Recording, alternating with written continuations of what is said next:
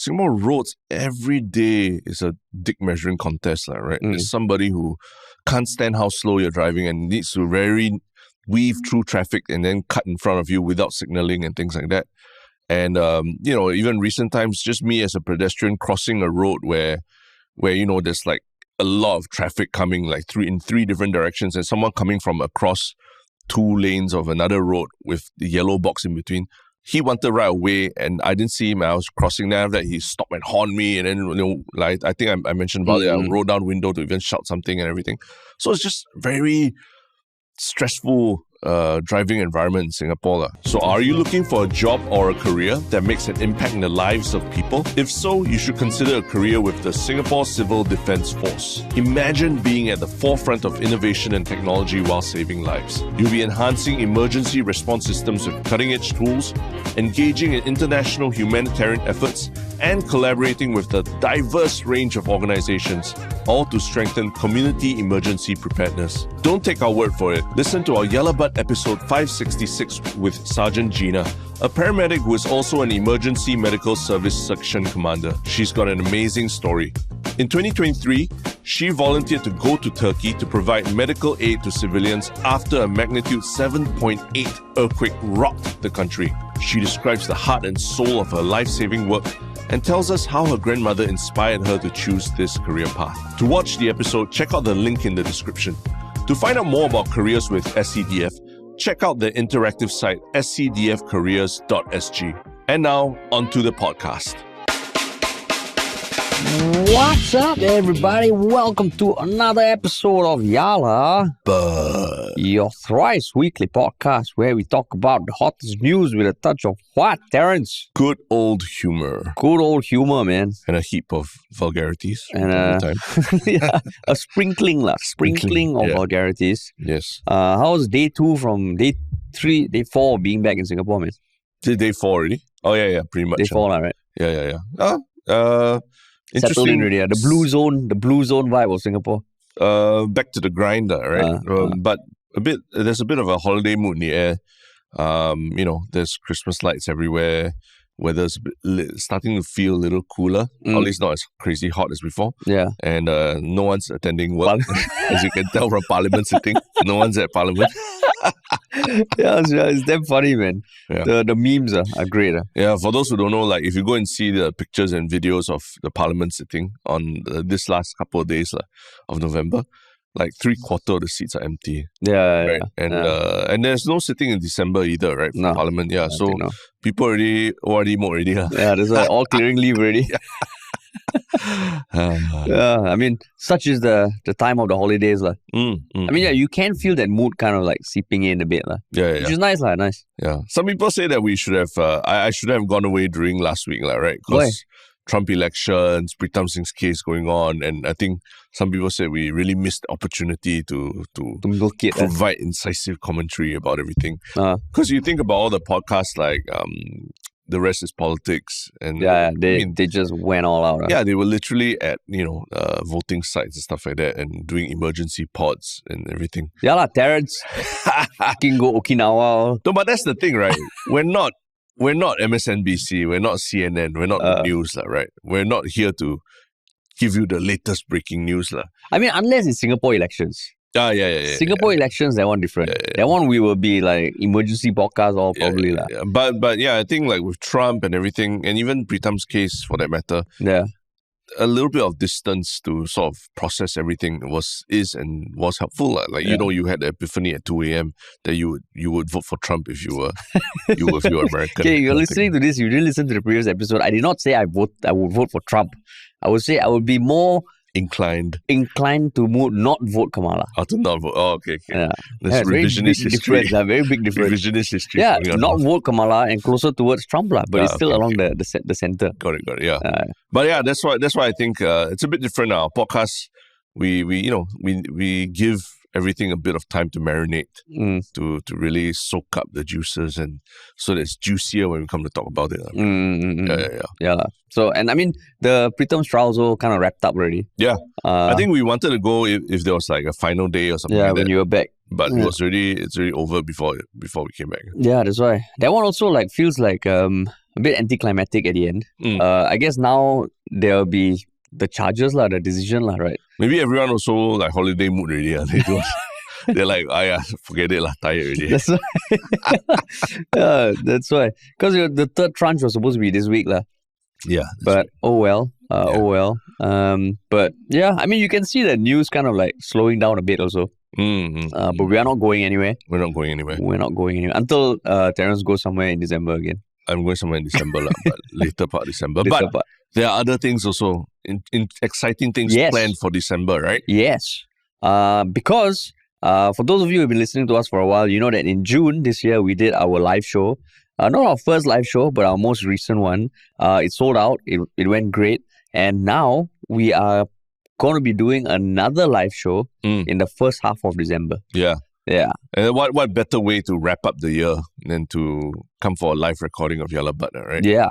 I think it might coincide with one of the milestone episodes of ours, right? Yeah. So we'll see if that happens. If that happens. And I mean, we are going to make the big announcement sometime in the coming days.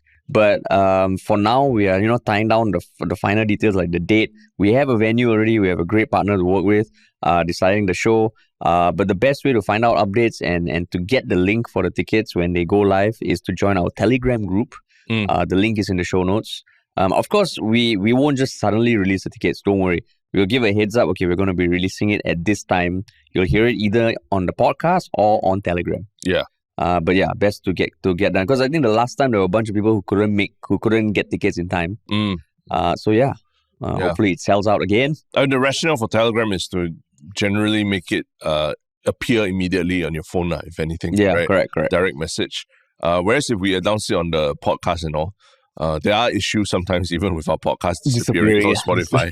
So you don't want it to be unfair where, if you come in just a bit later, then our podcast disappeared or some technical issue with the podcast release, right? Yeah, or maybe we release on Friday, but I save it for my Monday commute. Yeah. Then you're like, hey, shit, ticket's gone already. Yeah, exactly. So yeah, fair warning. Yeah. So that will be happening soon. Yeah. We do have some stuff to talk about that came about from Parliament, the FT Parliament. Correct. But before we jump into that, what's our spiel, Terence? If you want to, if you enjoy what you're watching, please like, share, follow, subscribe, hit the bell to get notified every time we have a new upload. Because I think, everyone's going on holiday, but we will still be doing this as much as we can, right? In the next couple of months, right? Yes. Yeah. Definitely. And if you want to work with us, just hit us up at ministryoffunny.com or email us at contact@ministryoffunny.com. Always looking for partners to work with. And if we see a fit, if something works out, something puts exciting, we'll get back to you ASAP. That's right. Cool, man. Cool. Okay. So what is this first big topic we're going to talk about? First big topic is a series of changes that have been proposed to the Road Traffic Act, the RTA. It's known as the Road Traffic Miscellaneous Amendments Bill that was introduced in Parliament on November 11th. And I mean, it's quite... The first time you read the headlines in the news, it can seem a bit like, what the hell is going on? So, like the CNN article, removing mandatory sentences for first-time offenders amongst proposed changes to Singapore's road traffic laws. And the subtitle is, the changes are necessary to strike a balance between deterrence and proportionality, says the Home Affairs Ministry. On Straits Times, on the other hand, a bit more muted, proposed changes to traffic rules to prevent some offenders from being overly punished. I don't know if the title was changed. No, I don't think it was.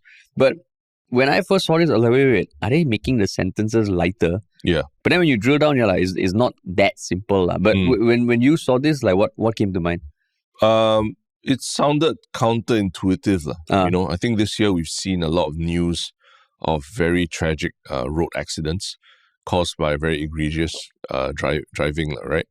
And you would have imagined that road traffic rules would be tightened further, or the punishments would get even more heavy, right? Yeah. So this runs counter to that entirely. Yeah, and when you read it, right, like even the first few paragraphs, I was like, wait. So let me see. The mandatory minimum sentence for repeat offenders will also be lowered. For those causing death, it will be reduced from 4 years to 2 years. while for those causing grievous hurt, it will be cut from 2 years to 1. So reading that paragraph, right? Like you read the title, you have one idea that you're fearing, like what you said, shit, is everything being reduced? Then you read that paragraph, you're like, oh shit, it is being reduced. And not just for like running a traffic light or like, not paying ERP or something. Yeah. It's for causing death. Yeah. Right. So, I mean, that sounds shitty. Yeah. And I think the response online has also reflected that, right? Yeah. A lot of people are outraged or bewildered by this decision. Yeah. And, there's like 200 over comments on Reddit about it. And people are just like saying they're equating this to the class divide that they see in Singapore, where obviously owning a car and driving a car is a luxury for most people, right? And who are the people that will face less punishments when they, say, cause the death of someone on the road? The driver, right? So they're saying that, this is rules for thee, but not for me, that kind of situation. After reading through everything, after reading the press release from, the Ministry of Home Affairs, did that opinion change a bit? I think the justification one is proportionality, right? Not overly punishing people. And then they give a couple of examples, like sort of case studies of how someone might be overly punished, right? And what's interesting in those two case studies is, although earlier I said that most car drivers, they drive as a luxury, right? So you imagine rich, fat dude driving. The two examples they brought up are of a taxi driver and a lorry driver who are punished because of the minimum. Well, they're punished at the minimum sentencing, right? So I think there's an illustration here that it's not just about people driving their Lamborghinis or Porsches who that this law is hoping that they don't overly punish. Yeah. They're talking about the people who, drive goods vehicles, drive maybe private hire drivers as well and things like that. Yeah. So it's not just about protecting a certain class of people, but actually all people who drive even as a job as well. Yeah. I mean, from reading the articles and all those other official documents, I did realize that, the headlines themselves and the way these articles are written are a bit, a bit destructive to what is being proposed. Oh, really? In the sense, I think one thing they could have mentioned is that there's no change to the maximum. Yeah. Which is not as clear as possible as it could be. Because when you hear everything's being reduced, right, it really gives the feeling that, are they reducing everything across the board? Sure. Which sounds ridiculous. Yeah. So what they're saying is that the changes that were enacted in 2019 to kind of increase the punishments, they will all remain. Yeah. And increase the maximum possible punishment. The maximum. Yeah. So for example, before the 2019 amendments, if there's a rash act, the max imprisonment term is 5 years. After 2019, it was up to 8 years.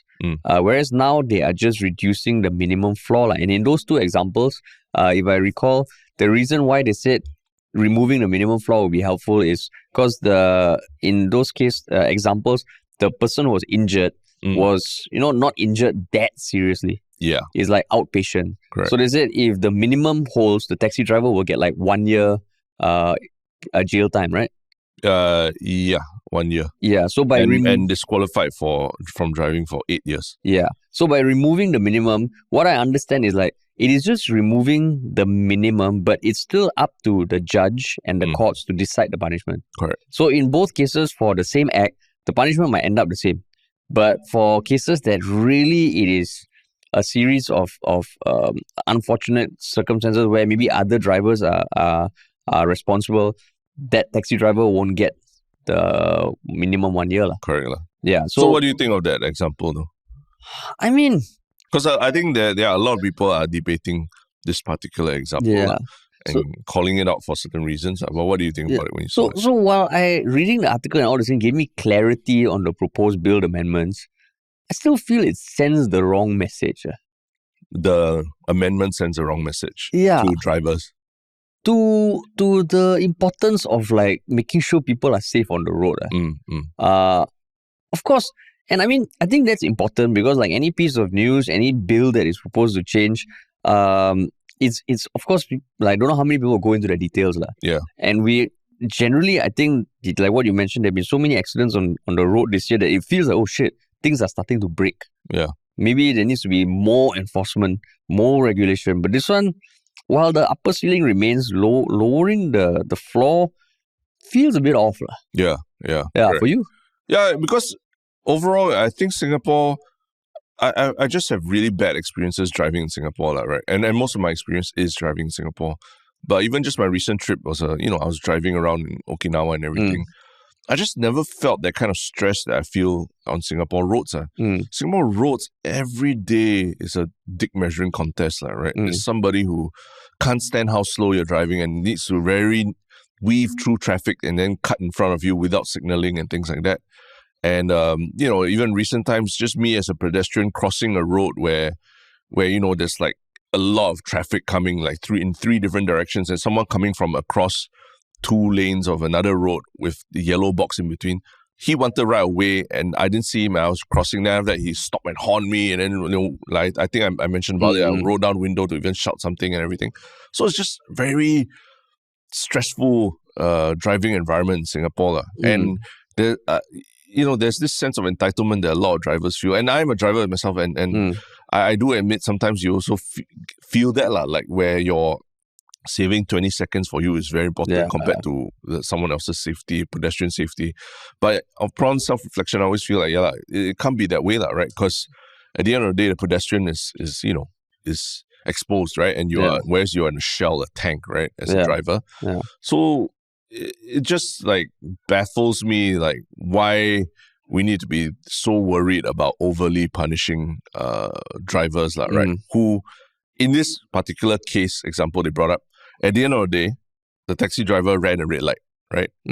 That's the first paragraph. He failed to conform to a red traffic light signal. That's like super serious already. And that is the start of everything. Why does it matter how badly injured the pedestrian was, right? Or that he recovered fully or what? Because sometimes even accidents, I've been in quite bad car accidents before. The effects can last for very long, right? You might feel okay for a while, but then after you realize that certain parts of your mobility are affected longer term. And it is more than, and this one they said that, after a month, he received 25 days of medical leave and then was assessed subsequently to have found to make a full recovery.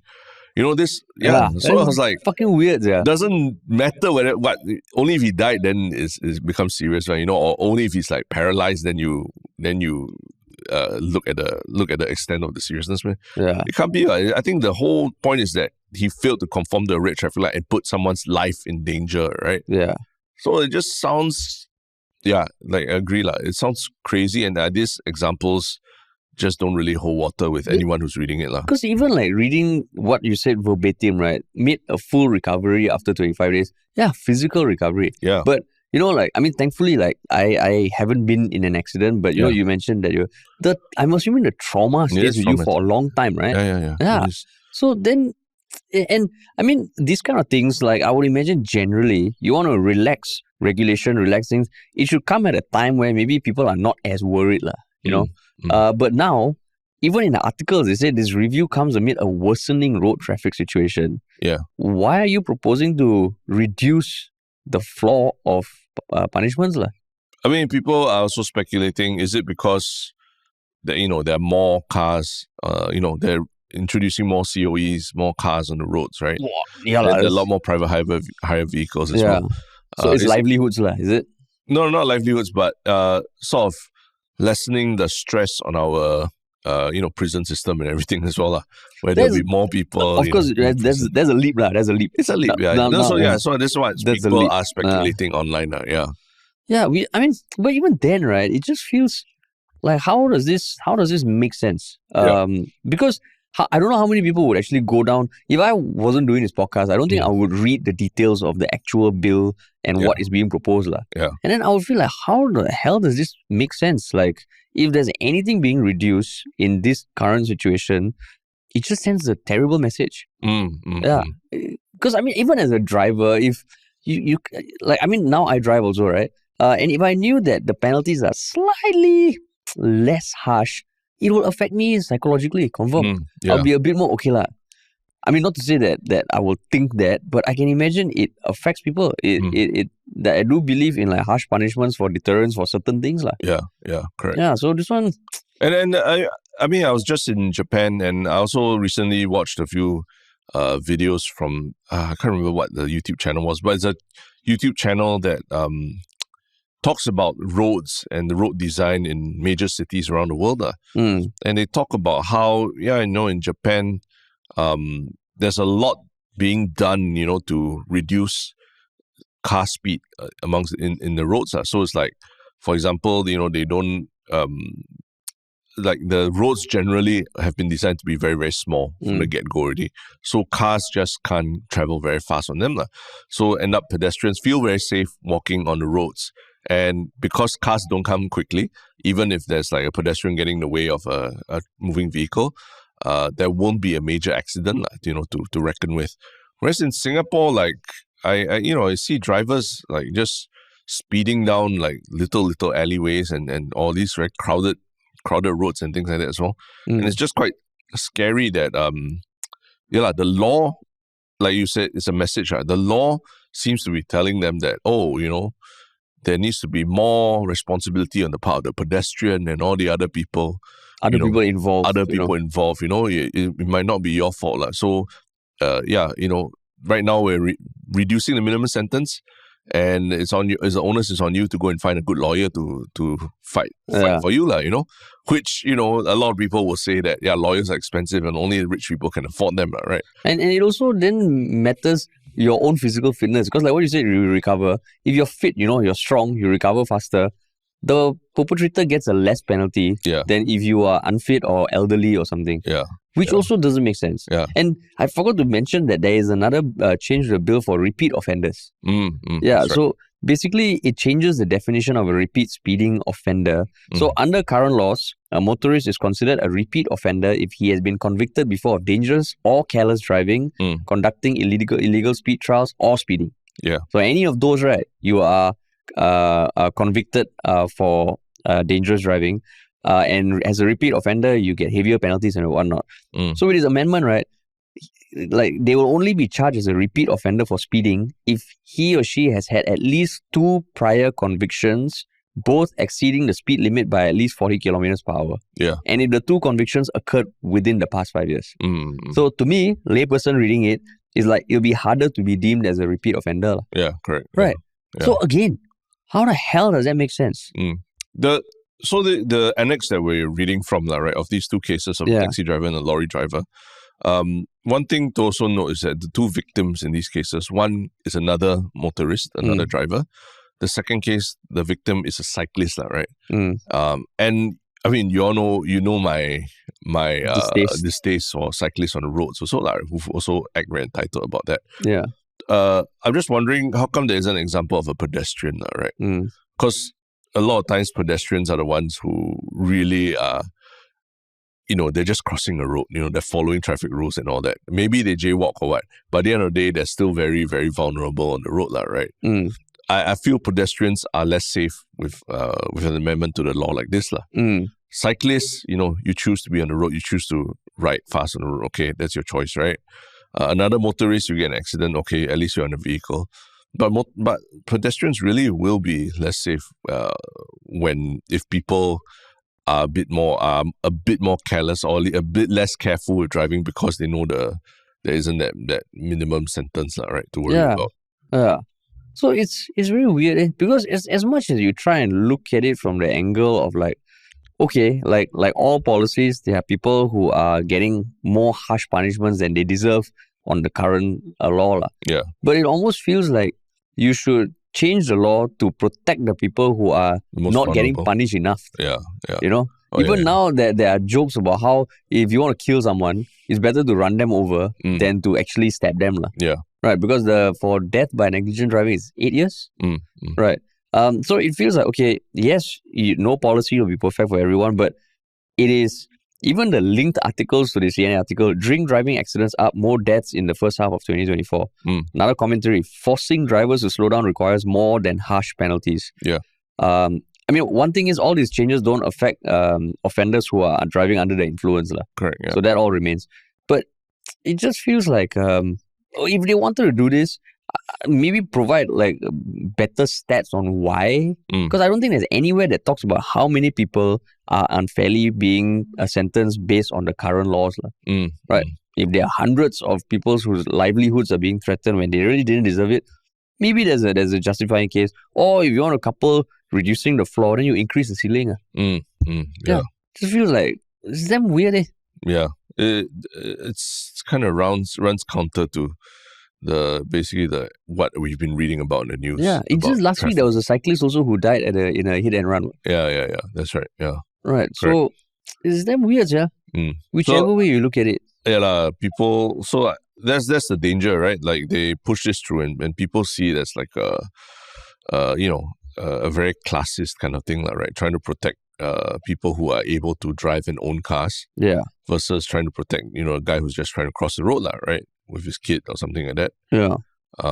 So yeah, it's a bad look, but it's still very early. Because it hasn't been confirmed. It hasn't been debated also. It's the first reading of the bill. Probably should reference someone who understands what it means by first reading. I mean, we're not lawyers, right, by anything. And so we also might not be privy to some of the discussions or the rationale why. But yeah, I agree with you that the annex that they've provided is very thin. Right? I think if they want to, they need to provide more statistics and more examples to show what it means to be overly punished, right? Yeah, exactly. And I mean, yeah, it is a bill. It might not go through, but somehow Parliament, when so many people are not there, you introduce this bill. But yeah, it'll probably be debated. Yeah. Because I mean, in 2019, you think about it, 2019 when the punishments were made harsher, right? That sends a clear message, Whereas this one, if it's like reducing the minimum, don't know, man. Yeah, unless maybe they saw over the last 5 years that traffic accidents have been getting lesser or something like that. There's so many articles about how 2024 is shit. Yeah, it's opposite, right? Yeah, it's shit. And in fact, recently also got a few lorries that scraped the roof of the tunnels and all this stuff. Yeah. And basically there's a lot of workplace accidents in construction. I don't know how many of them are attributed to vehicles, but I just feel there's so much shit going on. Yeah. And to introduce this is weird. Hopefully we hear the justification from Shanmugam himself at some point. We'd love to understand better. Yeah, man. Yeah.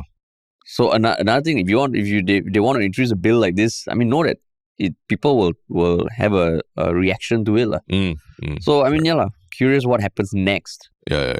Because it is weird. But yeah, change is afoot that's the theme of this. Is it? This couple of months, right? Seems like it. I mean... Why, with Trump? Yeah, literally a new US president and everything, right? Yeah. New laws, and now also some an institution that we're also familiar with growing up in Singapore might also be changing or disappearing entirely, right? Yeah. And what is this institution?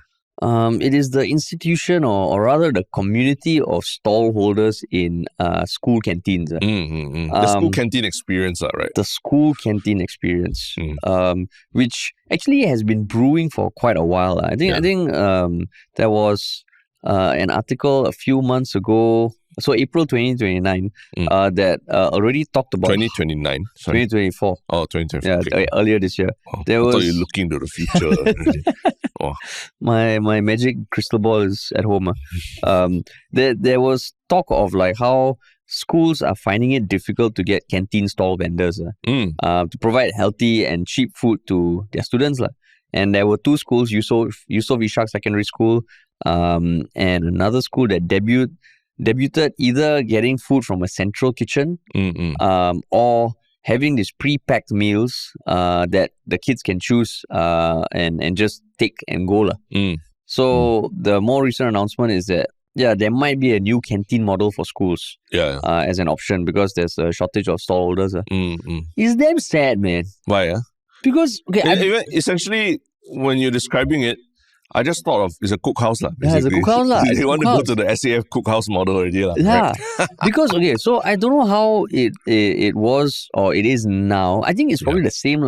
The school canteen, from my recollection, was you get all the basic, different types of cuisine, very basic food, but there's something very sentimental or like very charming about it lah. You know, you get these aunties, you know, making epok-epok, and then got nasi lemak, then got like porridge, then got biryani, and it was very nice lah. Yeah. I know it's always nice to look back in the past and say, oh, that was sentimental and nostalgic. But this one, if it's all just like, you know, efficiently produced, it loses a bit of the soul. So, I mean, you're basically reminiscing the model of like where a school canteen, you know, like 9:30 or 10 o'clock, everyone's let off class. For recess. For recess. Then they run out to the canteen. And then queues start to form in front of different stores, right? You choose what you want to eat. Then every store has its own unique offering. Like there's one fruit store, there's a, you know, whatever, hot wanton mee store, there's a drink store, and then there's some other store. And they're all run individually by different people, right? Yeah. Different vendors. And each of them has their own personality, or they bring their own personality to the table in terms of how they prepare the food. But what's so romantic about that? I mean, help me understand again, because it's been a while since I've been to a canteen. I mean, I think it almost felt like you were going to different family houses. Because the people behind the counter make everything, you know. And it was self-contained, and it's like, you're going to your neighbor's house, neighbor's house. Yeah. And you feel that in coffee shops these days also, right? There are the coffee shops or hawker centers where the stall owners are the people who've been making this food for 20, 30 years. Yeah. And then there are the newer ones where you have an employee in front, but all the food is like from a central kitchen. Okay. But I know that being a hawker in Singapore is really damn hard. Being a school canteen vendor, right? I think it's even harder because you have to charge below a certain amount. Yeah. And school holidays and all, you can't sell. Yeah. And I think you have to provide certain types of cuisine, right? Where you need to make sure that all the food has covers all the major food groups, carbohydrates, proteins, what else? The vegetables or fruit. Vegetables and fruit. That one I think last time don't have. Yeah. All these things. Because in the article, there was a stallholder who sells waffles. And she said she had to give vegetables. And all the kids would just throw it away. Yeah. But I mean, one interesting thing that I learned from hearing them talk about it is that in Parliament, right, is that the rent for each of these stores is really low. Yeah, it's damn low. I was damn shocked, right? Yeah. $5 to $15 a month for a store. Yeah. So that's so low. I mean, typically if you sell if you open a store, a restaurant or hawker center, you sell certain food, each dish maybe is like $6, $7, right? But the dishes that you sell in school could be as low as like $1.50, $2 kind of thing. So the margins are really tight. So they still need to sell a lot of bowls to cover that $5 to $15 of rent, right? Yeah. But, you know, that kind of margins is not something sustainable, right, for anybody. Hawkers already are having a tough time already. How can we expect canteen vendors to make it, you know? And I don't think the canteen vendors can stand outside and give them, you know, you buy one bowl, get one free, you know, you bring your friends. I don't think they can do promotions like that. You know, there's loyalty card. You buy 5 pan mian, you get a 6-1 free or something. Yeah. So it's sad, but... And then you look at the other cookhouse model, right? Like, it's easier to control the food. It's easier to, you know, think about nutrition, make sure everything meets a minimum standard, sanitization, hygiene, all is easier, but it just feels like soulless. Okay, maybe calling a cookhouse kind of like kills it for all Singapore men. Cafeteria. Maybe we should think about the cafeteria model. Same thing also. When you went to a US university, right? Yeah. The first year in our US university, we were forced to take up all these meal plans, remember? Where you had to eat at the school cafeterias. There was still a communal feel to it, right? Even though it was like it's like a buffet style, you just take whatever you want. You don't really talk to any store vendor. But you still hang out with other students and all, right? Yeah. So in fact, that was one of the defenses that was put forth in the thinking about, you know, this pre-packed plan. Apparently, like, it reduces the queue time in half. Correct, yeah. And it allows them to spend more time with their friends. I think that's just a justification. So you just want a canteen vendor auntie or uncle to service you, right? Personally, and to not have much money, and, you know, work them hard. Work until they beyond their retirement age. It is an inevitable thing because it's not fair to them. But you tell me you don't feel like, hey, you know, the canteen auntie last time, the canteen uncle, or it was something like, it felt like this community, you know. Yeah, that was like I mean, I'm slightly older than you somewhat. Yeah. And that was like in primary school. Yeah. I remember, you and I went to the same secondary school. It sort of became like where you buy your food and then you queue up to pay at one place, right? Yeah. So that was not fun. Yeah, so that already, at that point already, that means this whole idea of the individual stores really But then the was really JC gone. went back to the individual stores. Right? JC, Yeah, there was the curry puff auntie, the biryani uncle. Yeah, you're right. Yeah. JC went back to individual stores. But my point was that, even in secondary school, it was really moving towards that model of a centralized, not only the kitchen, but the accounting system as well. Yeah. Right? But it sucked. I hated that. Why do you hate it? I don't understand. Okay, because I have this one memory of the auntie who used to collect the payments. Yeah. There was one time, I don't know whether it was chai peng and all that, the mixed rice. Yeah. I got this fucking tofu. Okay? And then when she came, she was like, is that chicken or tofu? And then I said, it's tofu. She didn't believe me. She poked it with a hand. I will never forget that day where she poked my tofu to confirm that it was tofu. And then after that, she just took the money. Oh, I see. Yeah. So I still ate the tofu. You're traumatized by that, and that's why you hate Central Club. No, I mean, the auntie, I don't know if you remember. I think probably the same auntie. She was a bit moody. She was sweet, but maybe that was the off day. She just wanted to poke some tofu. Yeah. So, I mean, that's an individual failing. I don't think you can blame the system for it, right? Because, I mean, you can still have good relationships with the person serving you, even if they work there in a company or whatever. Right? But Terrence, you tell me you don't feel any sentimentality, this is another thing being chipped away. Where imagine then the different schools might have the same food. Correct. Yeah, last time, But you go around primary schools reviewing food, going to primary school here, primary school there, trying out a different food. Yo, that was my side hustle in primary 5, man. Nobody does that. Everyone just eats at their primary school. If not, then they just go home and eat already. Yeah. True lah. So why are people complaining? Nothing to do with them. No, but so the equivalent is when you grow up and you go to the hawker centers and coffee shops. Correct. Of course, maybe when you're young, you appreciate it less lah. But I think it just felt like there was a family feel like a kampong feel. Correct, but I'm saying you can still have that even if it's a. But then the person serving you didn't cook the food, Then maybe they fry the curry puff. But they serve you and then they pour it for you. They put the gravy for you. Serving versus it's like you have all these aunties and uncles who are like your family who cook. It felt like a nice thing It just sounds like you basically not wanting things to change There's a very conservative way of viewing it. I mean, I wouldn't say that Maybe a part of it. But there is this feeling that there's something nice that, is made by the people there. It's a local, kind of thing. Whereas the centralized kitchen. But it's already been, like what you said earlier, it's already been regulated the shit out of it, right? Yeah. Where all these requirements of carbs, fruit and portions. So it's already so heavily regulated. You might as well just do it as a central kitchen kind of thing. But you see the pictures of the central kitchen stuff with the masks and all that. You don't even know who they are. But it's cleaner, man. It's cleaner that way, right? Cleaner, but you tell me this doesn't make it feel a bit soulless. Like it's a lab. If you told me hawker centers, I feel a lot for that, right? Hawker centers, these, like what you say, they serve the general public and all that. Yeah. But this one is really serving all these kids, who honestly also... Besides, they don't really give a shit, right? Like you said yourself. Here we are, waxing from never stepping in a primary school to eat for the last 20 years. I'll be the parent at the parent teacher meeting. I'm like, guys, can we just the mee rebus auntie? I know she's 86, but her mee rebus is damn good. No, so to me, it's like if there's introduction of standardization, whether it's to reduce cost, but also maybe potentially even improve quality of what the food is being served, right? I can see the pros for it, Yeah, of course got pros. Yeah. But got no soul, Terrence. But that's where you started this whole conversation about losing its soul, and I'm telling you that maybe you're over romanticizing the whole experience. Like how many people had their first date or whatever at the primary school canteen? You didn't want. Hey, it's not all about love, okay? It's not all about romantic love and all. I'm saying I'm comparing it to you complain about the National Library being torn down. You complain about McDonald's being at East Coast being torn down. You complain about these things, I understand. Got sentimental value because you had your first date there, your photo shoot, whatever, But this one, primary school canteen is a functional thing. No, in some ways, it's like the first time I really tried nasi lemak.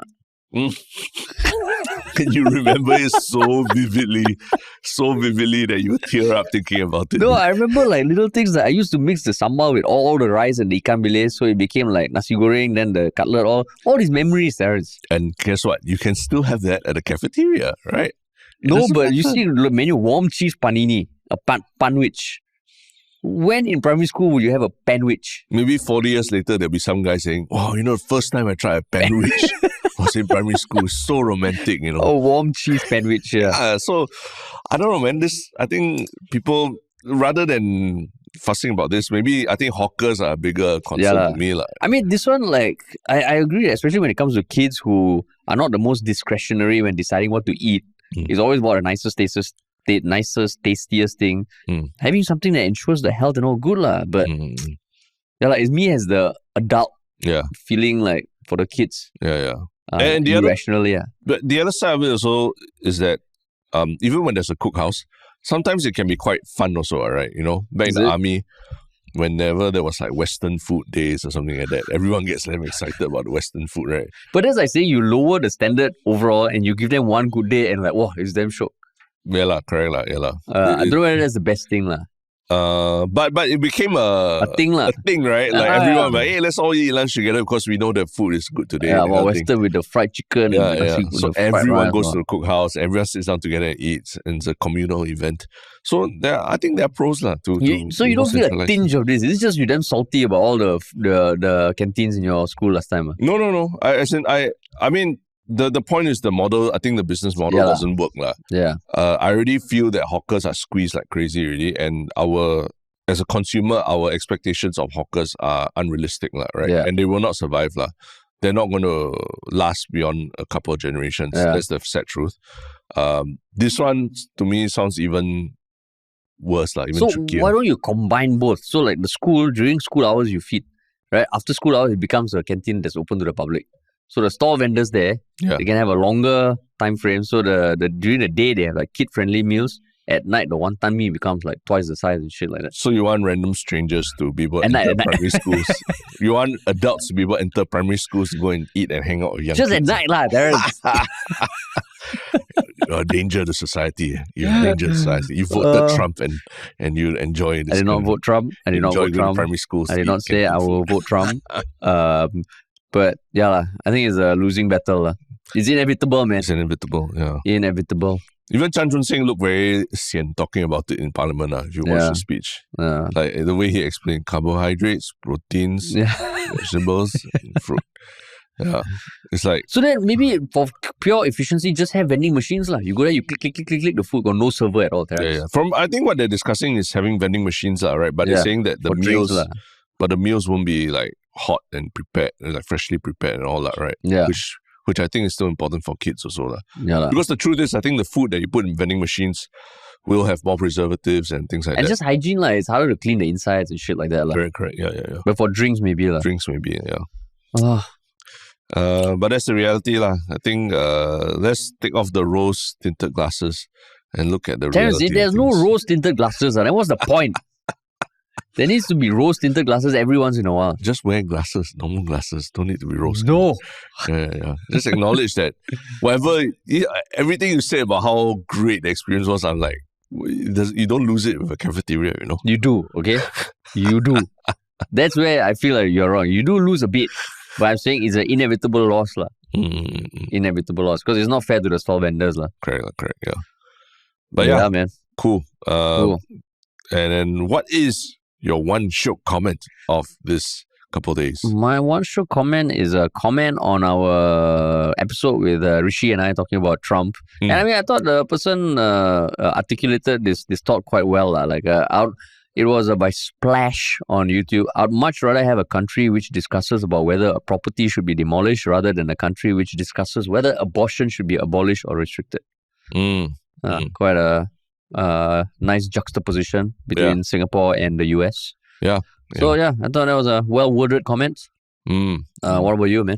Mine is from our last podcast where someone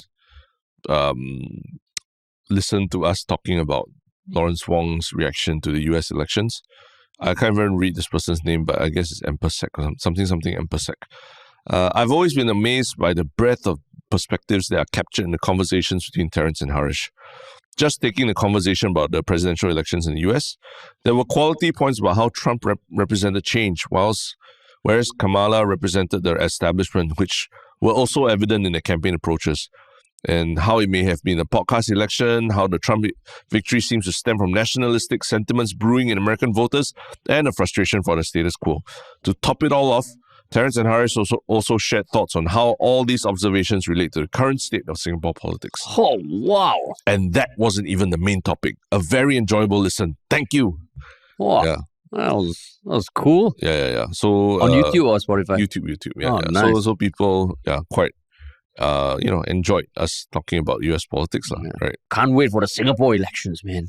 We don't know when that is. We don't know when that is. That'll be a fun time. Definitely by end of next year, lah. Oh yeah, they have to have by end of next year, right? Yeah. So yeah, cool. Thank you for Mr. Empersec or Mr. Empersec. Hell yeah, man. And what about your one Shiok thing? Yeah, my one Shiok thing. Since my last one Shiok thing, I recommended a local creator. This time I will talk about a singer from Japan that I just discovered recently on this recent trip to Japan. Is a singer named what's her name? Emi Aramaki. And the song that she has done is called Purple Dream. I'll put the link in the description. But basically, she's a city pop singer. Do you know the genre city pop? No. It's basically like Japanese taking the style and the sound of 80s, 90s, synthesized music and everything, but creating it today lah. Oh. So they call it city pop. So it's a whole genre of music in Japan that even in some video games and all that, it's quite popular, like Persona. So how do you come across this singer again? So I listened to This Is City Pop playlist on Spotify while I was driving and all. And for some reason, suddenly the playlist inserted her at the top of the playlist. And the playlist updated every now and then. Yeah. Or the auto update, it gives you recommendations. So a couple of her songs were inserted, and then I listened to it, and I realized, she's not actually from the 80s. She's like a young person who's like singing in the style of 80s kind of song. And then the song literally only came out a month ago. It's a great song. What's her name again? Emi Aramaki. Emiaramaki. And she's only like, she's barely a couple thousand followers on Instagram and all. So I think she's going to blow up at some point. I'll not say blow up, but she's definitely going to get more popular because she's at the top of the Spotify City Pop playlist. Oh, Emi Aramaki. Yeah. Oh, that's cool.